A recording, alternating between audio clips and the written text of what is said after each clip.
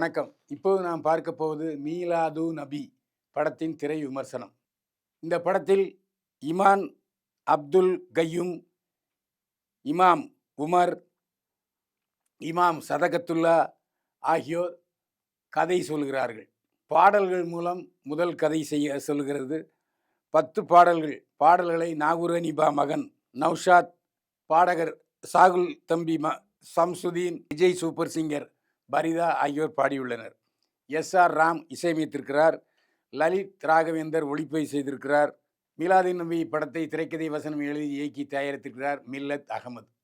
மீலாது நபி இந்த படத்தினுடைய தலைப்பை கேட்டதுமே நபிகள் நாயகத்தினுடைய வரலாறு ஞாபகத்துக்கு வருகிறது. இந்த படத்தை பார்த்த பிறகு எனக்கு நிறைய விஷயங்கள் தெரிய வந்தது. பொதுவாக நபிகள் ஆரம்பித்த மதம் இஸ்லாம் என்பது நமக்கு தெரியும். ஆனால் அந்த நபிகள் நாயகம் யார், அவருடைய வாழ்க்கை வரலாறு என்ன, அவர் எப்படி இந்த மார்க்கத்தை ஆரம்பித்தார், எதற்காக மெக்காவை விட்டு அவர் விரட்டப்பட்டார் என்ற விஷயங்கள் பூரா இந்த படத்தில் நான் தெரிஞ்சுக்கிட்டேன். அவர் எவ்வளவு தியாகத்தை செய்திருக்கிறார்.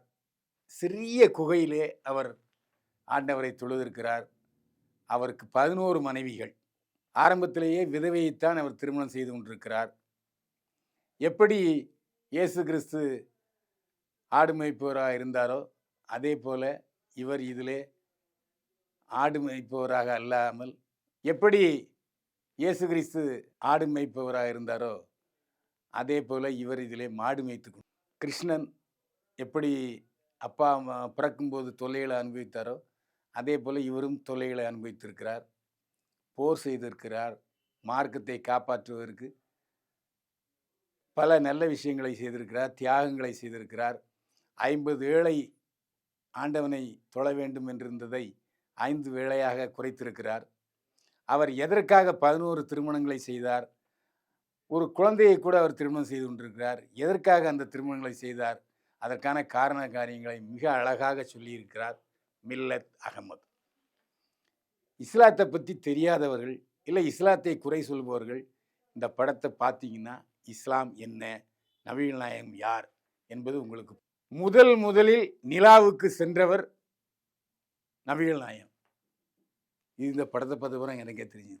அதற்கு பிறகுதான் எல்லோரும் விண்வெளி பயணம் மேற்கொண்டிருக்கிறார்கள். இப்படியாக நிறைய இந்த படத்தில் புதிய விஷயங்கள் சொல்லப்பட்டிருக்கின்றன. அதாவது எதிரிகளையும் ஈர்க்கக்கூடிய வகையிலே மீலாது நபி படத்தை உருவாக்கி இருக்கிறார் மில்லத் அகமது.